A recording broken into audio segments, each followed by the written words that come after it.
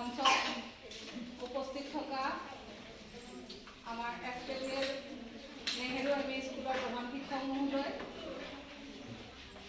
হেতালি প্ৰাথমিক বিদ্যালয়ৰ প্ৰধান শিক্ষক মহোদয়, লগতে SKPL শিশুৰ লগত থাকি থাকি বুজি পালোঁ যে সিহঁতৰ মনটো সাংঘাতিক কোমল।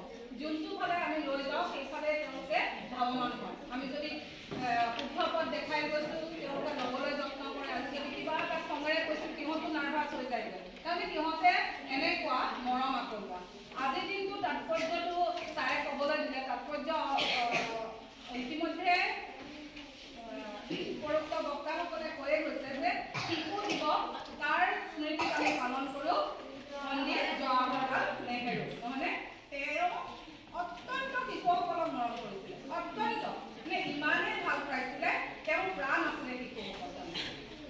ছাৰে কৈছে যে আজিৰ শিশু কাইলৈ দেশৰ ভৱিষ্যত নাগৰিক। তেওঁ ইমান ডাঙৰ এটা আশা বুকুত বান্ধি লৈছিল যে শিশুসকলে আমাৰ দেশৰ ভৱিষ্যত নাগৰিক আৰু তেওঁলোকক আজিলৈকে শিশু দিৱস হিচাপে উদযাপন কৰি আছে।